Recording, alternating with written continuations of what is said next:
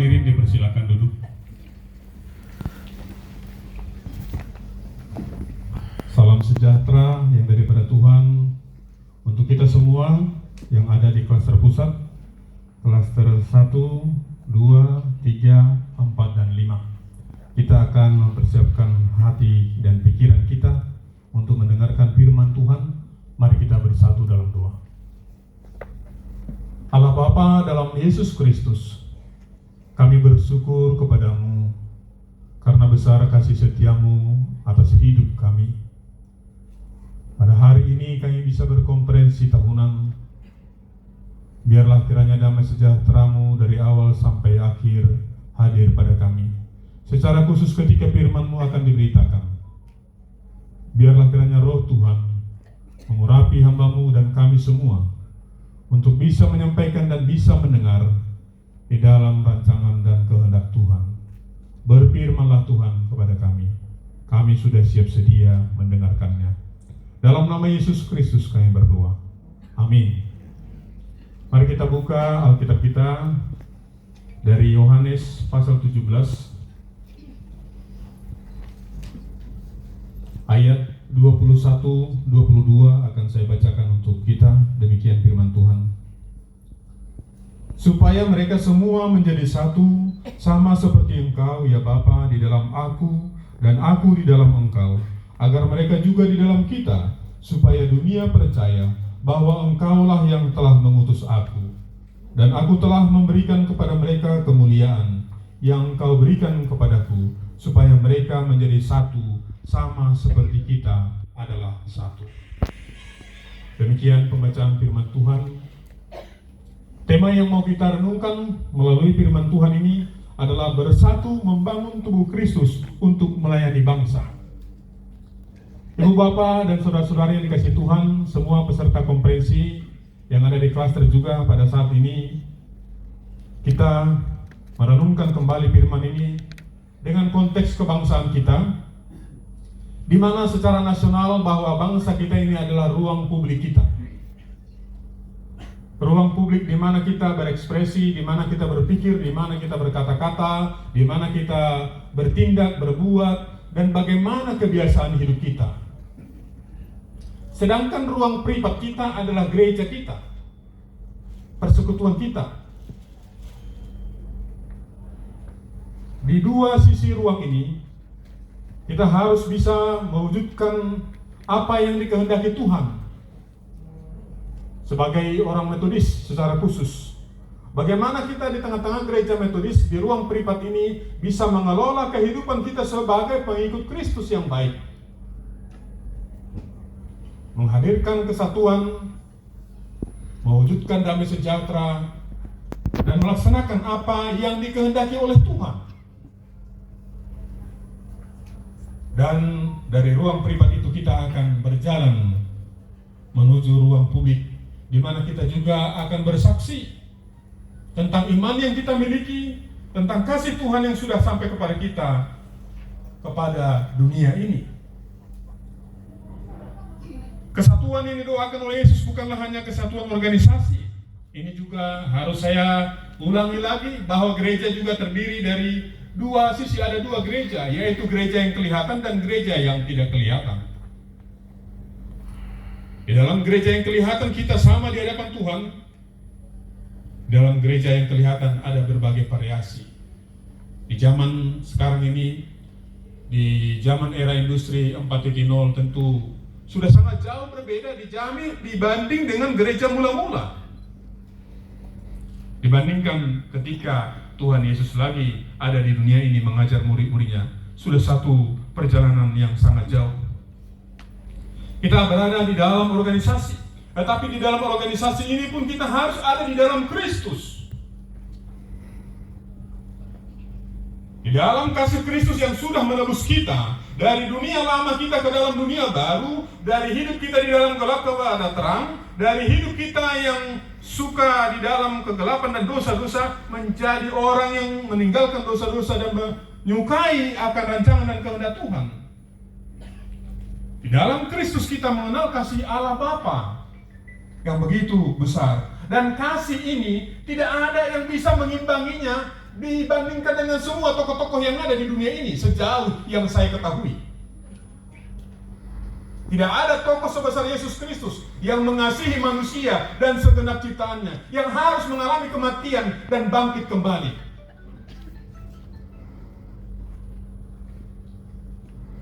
Hidup di dalam Kristus berarti harus juga membawa pemisahan dari dunia ini. Segala sifat-sifat dan keinginan dunia ini harus kita tinggalkan. Memang kita ada di dalam dunia, tetapi sifat-sifat dunia ini bukan itu lagi yang menguasai kita, melainkan ada pemisahan. Harus jelas ada batas. Ketika kita sudah menjadi pengikut Kristus, ada batas antara dunia kita sebagai pengikut Kristus, walaupun kita masih menginjakkan kaki di bumi ini, tetapi bukan lagi untuk melaksanakan keinginan dunia ini. Kita dikuduskan di dalam kebenaran, menerima dan mempercayai firman Tuhan dan mentaati firman Tuhan. Keinginan untuk hidup di dalam kasih Tuhan, itulah yang diwujudkan melalui kehadiran dan kesatuan antara Bapa dan Yesus Kristus. Engkau di dalam aku dan aku di dalam engkau. Kesatuan antara Bapa dan Putra itulah yang harus diteladani oleh umat Tuhan, supaya mereka menjadi satu. Adanya satu atau menjadi satu, ini adalah suatu pekerjaan yang bukan sudah jadi permanen, tetapi terus menerus diupayakan, dikerjakan terus, karena memang akan ada godaan-godaan untuk tidak bersatu selama kita hidup. Usaha untuk menciptakan kesatuan itu adalah keinginan dan doa Yesus Kristus.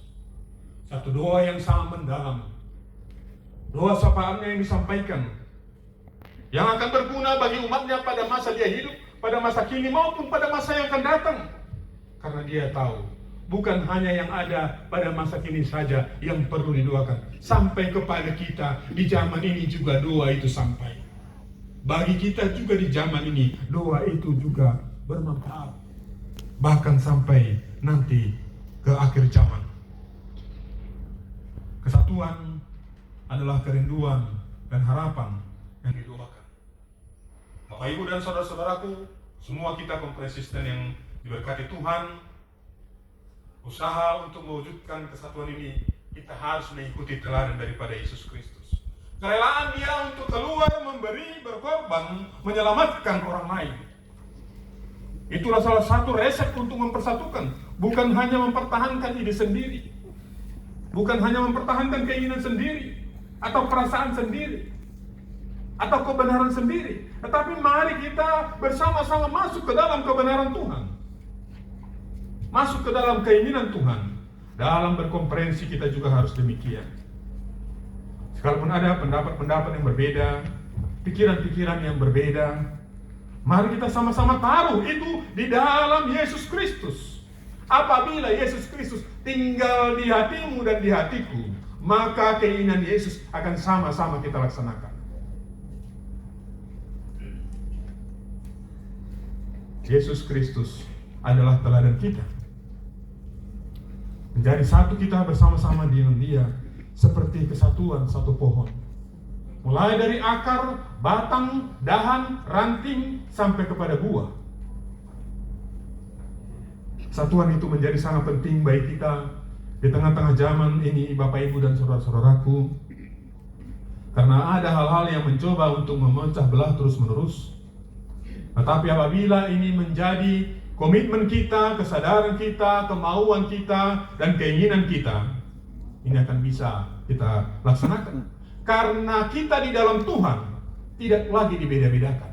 Tidak ada lagi orang Yahudi, tidak ada lagi orang Yunani, tidak ada lagi sebenarnya orang kecil, tidak ada lagi orang besar, tidak ada lagi perbedaan antara orang miskin, orang kaya. Kita ditebus dengan harga yang sama, yaitu harga darah Kristus. Tidak berbeda harga yang Tuhan keluarkan antara Bapak Ibu dengan saya, sama harganya. Oleh karena itu mari kita bersyukur untuk itu. Kita disatukan di dalam kasih Kristus untuk bisa mengejawantahkan, mengaplikasikan kasih itu ke dunia ini, di mana Tuhan masih memperkenankan kita untuk hidup, untuk melayani, dan juga meneruskan tugas panggilan yang mulia yang sudah dipesankannya kepada kita. Menjadi satu kesatuan, mewujudkan kasih Allah. Itu sangat dirindukan oleh dunia ini. Itulah yang harus kita aktualisasikan. Memang kita perlu kasih, ya. Kasih yang diberikan Tuhan kepada kita sudah sangat besar. Tetapi kasih itu bukan hanya tinggal untuk kita. Itu harus kita alirkan. Kita harus keluarkan kepada orang lain, ke dunia ini. Mengaktualisasikan kasih ini melalui berbagai potensi yang ada pada kita. Segala sumber daya kita harus bisa kita buat menjadi berkat bagi orang lain dan juga bagi segenap ciptaan. Ibu Bapak dan saudara-saudaraku, misi pelayanan gereja kita secara khusus di Indonesia, di satu sisi ada banyak ladang yang menguning, tetapi tenaga yang rela, tenaga yang terampil, tenaga yang mau berkorban ternyata tidak banyak. Ladang sudah menguning, tetapi penuai sedikit. Ada banyak orang yang kelaparan, tetapi juga tidak banyak orang yang mau memberi makan. Ada banyak masih orang-orang yang tidak berpendidikan. Siapakah yang memberikan bantuan pendidikan kepada mereka? Ada banyak orang yang diperlakukan dengan tidak adil. Lalu bagaimanakah kita mewujudkan keadilan di dalam kasih Tuhan bagi mereka? Ada orang-orang yang di pinggir jalan, yang punya tempat tinggal sangat sederhana, yang dari hari ke hari dia harus berpindah-pindah untuk tempat tinggalnya. Siapakah yang mengasihi mereka? Masih ada juga saudara-saudara kita di tempat-tempat lain, ketika memelihara, mencoba mempertahankan kelestarian alam. Bukankah ini menjadi panggilan kita sebagai pengikut Kristus untuk bisa mewujudkan buah-buah kasih juga kepada alam ini? Mengaktualisasikan itu adalah juga demi keselamatan dan kebaikan serta kesejahteraan kita di masa yang akan datang. Panggilan kita yang komprehensif untuk mengasihi segenap ciptaan, karena Tuhan sudah mengasihi kita di dalam kesatuan yang luar biasa ini. Biarlah Tuhan memberkati firman-Nya dan memberkati kita dalam berkomprehensif ini. Amin.